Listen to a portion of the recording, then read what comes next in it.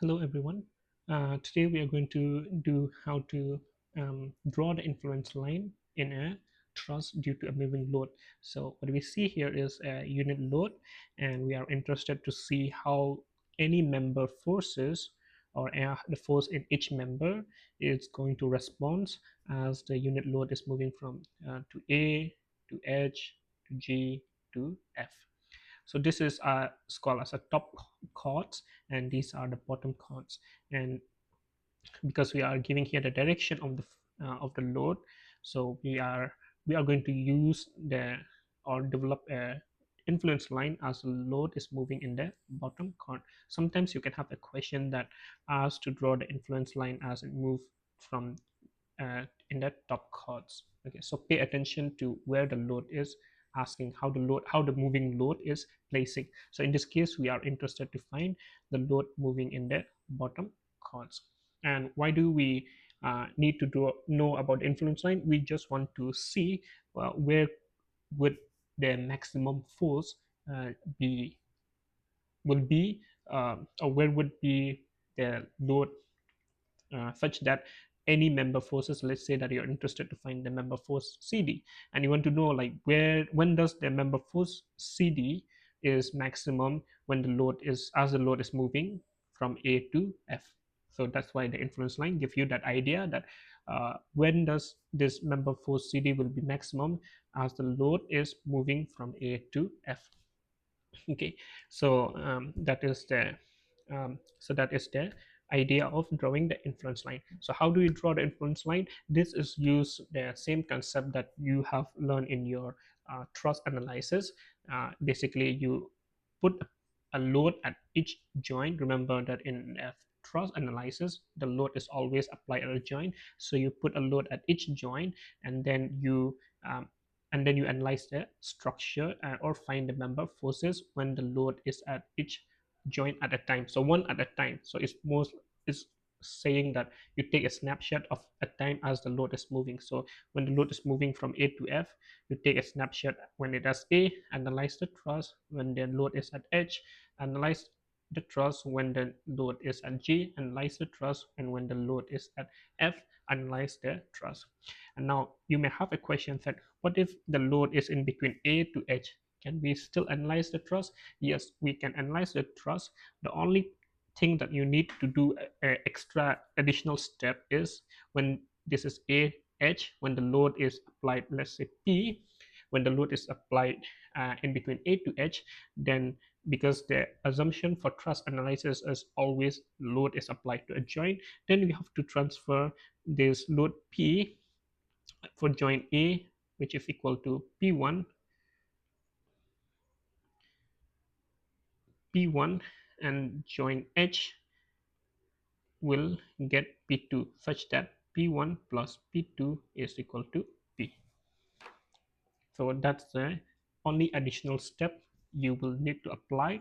Then in that case, in order to analyze the truss, it means that if you're applying a load P here, then you must transfer this load P1, P2, and then after that you analyze the truss and see, and then find use truss analysis methods to find the member forces, whichever you're interested. Is it CD? If you're interested, then find the member forces CD when the load is in between A to H. And then we also learned in your truss analysis that there are two methods. One is called as method of join and method of section. Um, Method of join helps you when you have, let's say you have to find the member forces for all the member. Then in that case, using method of join is helpful, because you take a join and then you pick a join and then you solve for member forces, and then you pick a join and then you solve for the forces and you pick any join. Can you pick any join? No, you cannot pick any join, because if in this case you cannot pick this B join, because you don't know BC, you don't know BH, you don't know AB. So if you're using method of join, then you have only two equations. So remember that method of join has only two equilibrium equation, which is summation of x equal to 0, summation of y equal to 0. So you have to pick a joint which have only two unknowns, such that you can solve the unknown forces, two unknown, two equation. So you cannot pick this member. And then what member can you pick? Can you pick this member? Yes, you can pick this member because these two member are unknown. Can you pick this member? Yes, you can pick this member, even though you'll say that there are three forces, but you can still pick because ay you will be known. Okay, so ay support reaction, you can find it out. um, for every load you can find a support reaction because this is a determinate structure. So yes, you can put ay. And now if you start with a joint A, then you will know this member forces. Then you can solve what is the, then you can take a joint B because this is known, so you have only two unknown. So because you have two unknowns, so you can use method of joint. So just to summarize, method of joint is helpful when you have to solve for all the member forces. And then method of section has it's helpful when you have to find the force for one member only in a truss. So in this case, you have to you have three equilibrium equation you can use.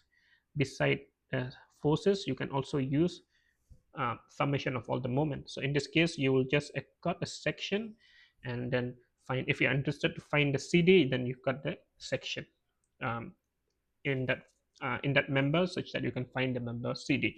Again, can you cut any section? No, you cannot cut any section. You have to be careful how you cut, such that only three unknown you can cut. So I can cut this section because this is unknown, this is unknown, this is unknown. So it has three member forces and three equation.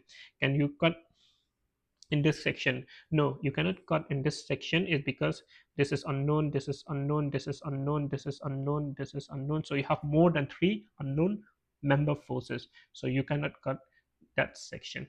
And you can also cut this section because these are three. You can also cut this section because these are three unknown member. Okay, so that is two methods that you can use to solve the truss member forces. In this case, we are interested to find the draw the influence line for the first case only in member CD. And if it's member CD, then I will not use method of join. I will use method of section, and I will cut the section. And when you cut the section, please remember that we always use positive sign convention, positive sign convention. And what does it mean? It means that if it is a join, we always assume that it is pointing away, so that is a positive, which means tension. And if you cut a section, let's say you cut a section, and we always point outward, and that indicates that it is a positive force, and positive means tension. So that's why when we cut a section, we have cut a section, and we always draw the force pointing away. So all these are positive, all positive and positive. And in the end, if you get your member forces FCD is equal to positive, that means that member is in tension. And you get negative, then we say that member will be compression. So that's why we always start from a positive sign convention. Okay, so here we are interested to find the member CD.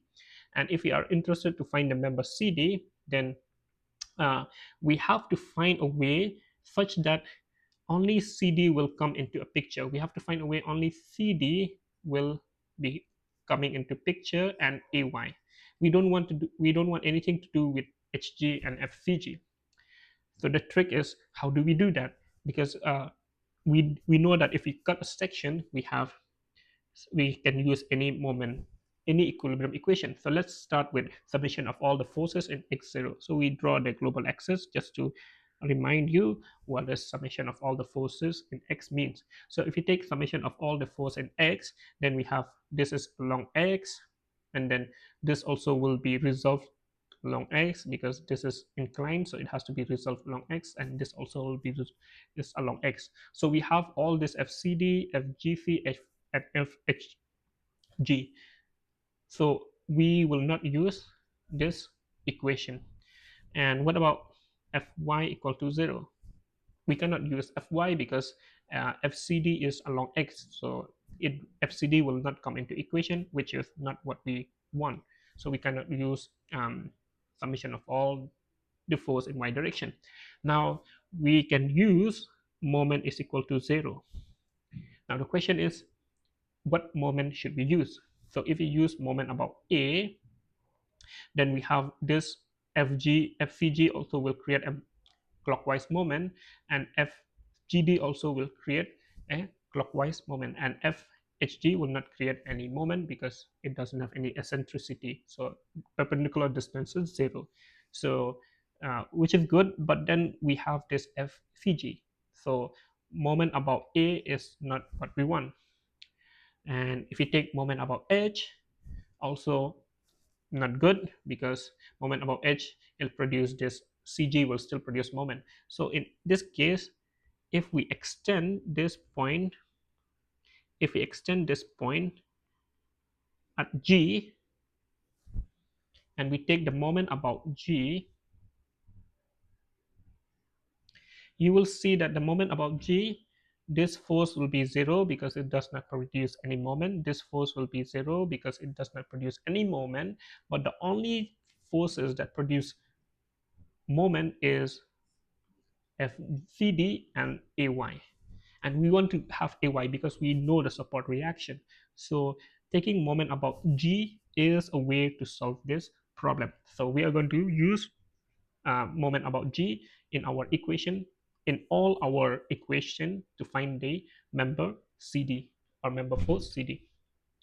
And now, because we are interested to find the member forces in CD, and we have to use the load is unit load is moving. So first case we'll have to use, for the first case, if the load will be at A. Second case, the load will be at H. Third case, the load will be at G. And fourth case, the load will be at F. So in this case, drawing a table will be helpful for us so that we can keep track of our value. So in this case, we say X, where is the load location, and FCD. And so the load location X equal to 0, that is at A, and X equal to 3, that is at H, and then X equal to 6, that is G, and X equal to 9, that is F. And we wanted to know what is the load at each cases. Uh, what is the member forces in CD? Okay, so which means that we need to know AY at each cases. So I already uploaded a video how to draw the influence line. So in this case, because this is a support reaction, and you can idealize this as a beam with a simply supported, and if we want to find the influence line for a beam, then we release this we release the constraint along y, and in doing so we have, and then we apply a unit load, and then the condition for influence line is you should not move the support F at all except the support A, because you release the support. So then you deflect it and then see how the beam will deflect, because it is a determinate structure. The beam will deflect in a straight line. So HG, so this is the influence line for AY. And what does it mean? It means that when the load is at A, when a unit load is at A, then AY will be equal to 1. When the unit load is at H, then this will be 2 over 3. And when the load is at G, then this will be 1 over 3. And when the load is at F, there will be 0. So in that case, we don't have to worry about AY, as the load is moving from A to G, H to G to F.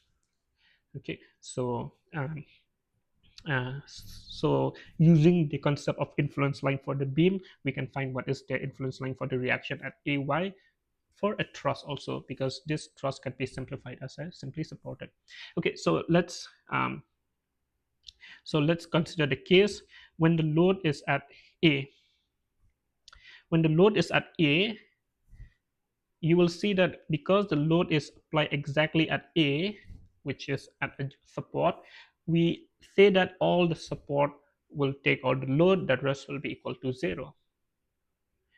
And if you confuse, like, is that really true that all the forces will be equal to uh, 0, then let's see. When the load is applied at ay is equal to 1, and we'll take a moment about point G. So summation of all G is equal to 0, and this is given to us, which is 3 meter, and the distance, this is 6 meter from G. Then if we take the summation of all the moment equal to G, and sign convention is clockwise is negative, and counterclockwise is positive. So we have minus, because this AY will produce a clockwise moment. So minus AY into 6, and then we have plus, because this 1 will produce a counterclockwise into 6, and then this FCD will produce clockwise about G, because we are interested to find the moment about G. So this FCD will produce a clockwise. So FCD into 3 equal to 0. So this, because this is A1 is equal to 1, so these will cancel each other. So basically you find FCD is equal to 0. So we say that when the unit load is at a support, there will be no force in any member. So in this case, we can say FCD is equal to 0. And similarly, when the load is at F, AY will be equal to 0. And which means that all the force will be transported to, or transfer to the support F. And in that case, your FCD also will be equal to 0. So now we just need to find what is the FCD at H when the load is unit load is at H, and when the unit load is at G. So let's see that when the unit load is at H, and then we draw again the same section. This is G, and when the unit load is at H, then we use the influence line. It is 2 over 3. So we'll put that is equal to 2 over 3, and summation of G is equal to 0. So it will be F minus AY into 6 plus 1 into 3 minus FCD into 3 equal to 0. So you'll see that FCD will be equal to minus 1 over 3. So in this case, your AY is 2, 3. Yes, it will be minus 1 over 3. So you put here minus 1 over 3, and then um, we draw, the same diagram, and we have here FCD G AY. And in this next case, we say that when the load is over G, and because the load is over G, and because we cut the section, so we don't have to worry about where the unit load, because it has left the this section. It is in G, so it'll never it is in G, so it'll never see in your um, section that you cut. So in that case, I use the same um, moment again at G. So I'll have minus AY into 6 minus FCD into 3 is equal to 0. And then you'll find that FCD is equal to minus 2 over 3. So basically what you have here is minus 2 over 3. And then once you have done this, you can draw the member.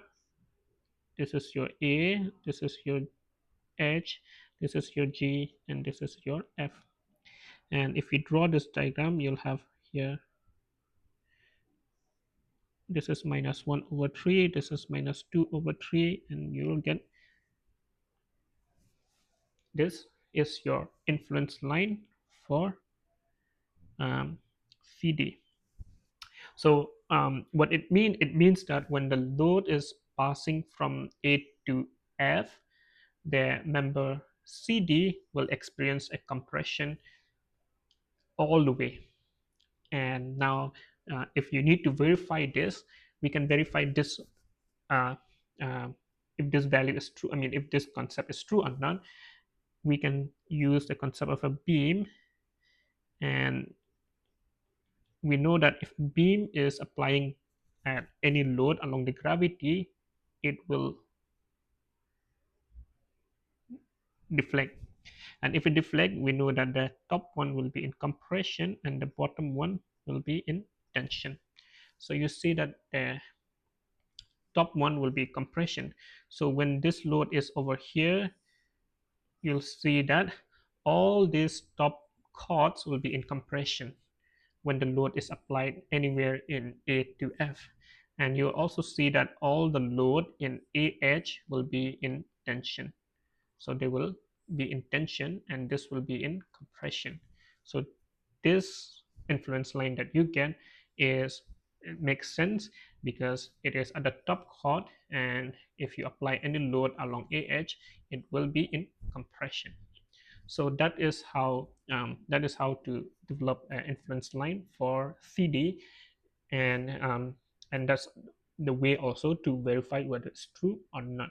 Okay, and just to show you, just to give you the final for your practice, if you wanted to find what's the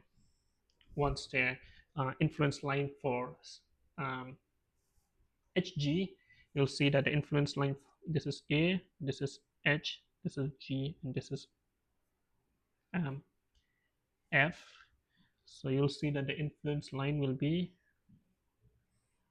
positive, and this will be 0.67, and this is influence line for this is influence line for HG. And then after that, we have here A, we have here H, we have here G, we have here F, and for influence line for CG will be, this will be minus 0.47, and this will be plus 0.47. So we have here negative and positive.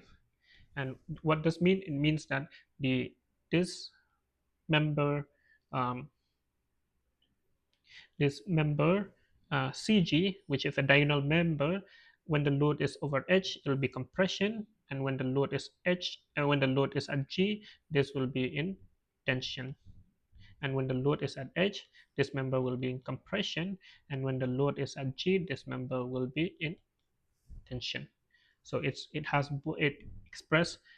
expressing both tension and compression, and then GH will be always in tension. So let's use the same theory for the bottom part. So we already say that when you're applying a load, this will be always in compression and this will be always in tension. So you can see that GH is in the bottom, it will be always in tension.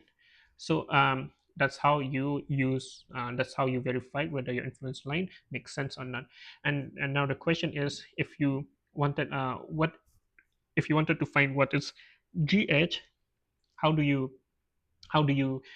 calculate the forces for HG? In this case, if you want to use the forces for HG, where should you take the moment? You have to find a moment where CG will not come into picture and FCD will not come to picture. And you can see from here that if you take a moment at C, you will see that FCD will not come into picture and FCG will not come into picture. And you can only see that AY will be coming into picture and HG will be coming into picture. And so that's how you solve for the member forces for HG. And then for CG, I will let you figure out where how do you find their member forces for CG such that FHG such that this member will not come into picture and this member will not come into picture, only this member will come into picture. So I will let you figure out how do you do that. Okay, thank you.